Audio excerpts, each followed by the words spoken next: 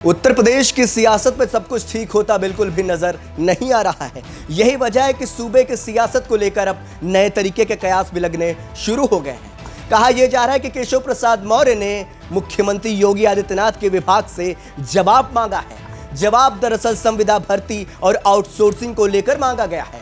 अब ये बयान भी सियासी गलियारों में गूंजने लगे हैं कि क्या उप मुख्यमंत्री योगी आदित्यनाथ के खिलाफ सियासी पिच पर बैटिंग करते हुए नजर आ रहे हैं। क्या कुछ मामला है, आज हम बात करेंगे इस खास पेशकश में। केशव प्रसाद मौर्य ने योगी के विभाग से पूछा सवाल। संविदा और आउटसोर्सिंग भर्तियों को लेकर आमने सामने केपी मौर्य और सीएम योगी। केशव प्रसाद मौर्य ने कहा, लागू हो मायावती सरकार का आदेश। उत्तर प्रदेश की सियासत इन दिनों राजनीति का केंद्र बिंदु बना हुआ है।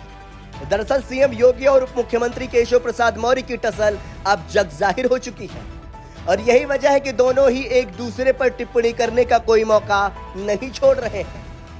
दरअसल डिप्टी सीएम केशव प्रसाद मौर्य विपक्ष की तरफ से अपनी ही सरकार से सवाल पूछने लगे हैं और सीएम योगी के विभाग को आदेश भी देने लगे हैं। मामला संविदा कर्मी और आउटसोर्सिंग से होने वाली भर्ती में आरक्षण का है। केशव प्रसाद मौर्य ने सरकारी विभागों में संविदा और आउटसोर्सिंग से हुई नियुक्तियों की रिपोर्ट मांगी है और पूछा है कि इसमें रिजर्वेशन के नियम का कितना पालन किया गया है। केशव मौर्य ने संविदा भर्ती में रिजर्वेशन के 2008 के शासनादेश का पालन करने के निर्देश भी दिए हैं, जो कि मायावती सरकार में लागू हुआ था। इसको लेकर केशव प्रसाद मौर्य ने 15 जुलाई को नियुक्ति एवं कार्मिक विभाग DOAP के अपर मुख्य सचिव देवेश चतुर्वेदी को पत्र लिखा है।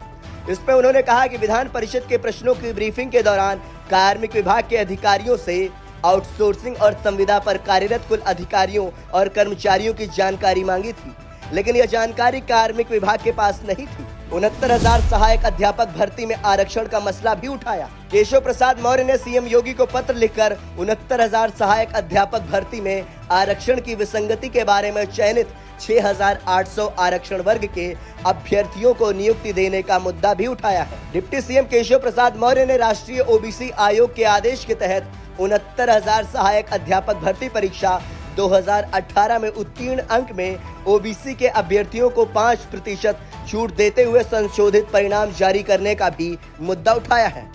उनका मानना है कि आरक्षण का यह मुद्दा काफी दिनों से अटका हुआ है। इसके कारण OBC वर्ग के अभ्यर्थी आंदोलन कर रहे हैं। जानिए आउटसोर्स और संविदा भर्तियों के बारे में। सरकार डायरेक्ट स्थायी नियुक्ति न करके संविदा और आउटसोर्स से भर्तियां कर रही है। यह एक तरह से कॉन्ट्रैक्ट होता है। संविदा में सरकार और कर्मचारी के बीच कॉन्ट्रैक्ट होता है, जबकि आउटसोर्सिंग में कंपनी या थर्ड पार्टी और सरकार में कॉन्ट्रैक्ट होता है।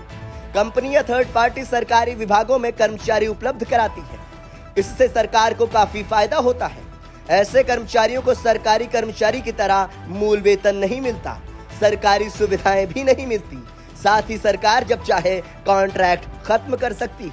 यूपी सरकार ऐसी भर्तियों को बढ़ावा दे रही है ताकि उस पर आर्थिक बोझ न बढ़े। इसका अंदाजा हाल ही में नियुक्त कर्मचारियों की संख्या से लगाया जा सकता है।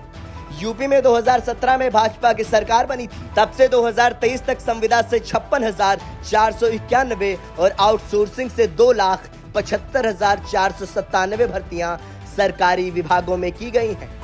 इसके अलावा विभिन्न निकायों में 1,07,936 कर्मचारी आउटसोर्सिंग से रखे गए हैं। यह मुद्दा उठाने के पीछे की असली वजह क्या है? केशव प्रसाद मौर्य जिस नियुक्ति एवं कार्मिक विभाग से सूचना मांग रहे हैं, वो सीएम योगी आदित्यनाथ के पास है। जानकार मानते हैं कि सीएम की मंजूरी के बिना ना तो कोई शासनादेश लागू हो सकता है और ना ही कोई सूचना जारी हो सकती है।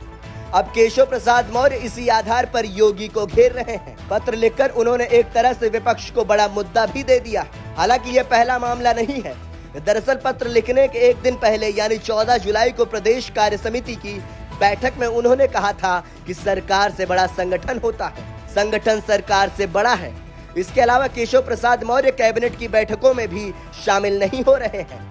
अब आगे उत्तर प्रदेश का सियासी घटनाक्रम क्या होता है, ये सब कुछ जानने के लिए जुड़े रहिए संदेशवाहक के साथ। ऐसे ही तमाम दिलचस्प सियासी खबरों के लिए देखते रहिए संदेशवाहक। वीडियो जर्नलिस्ट शुभम त्रिपाठी के साथ मैं अमित विक्रम।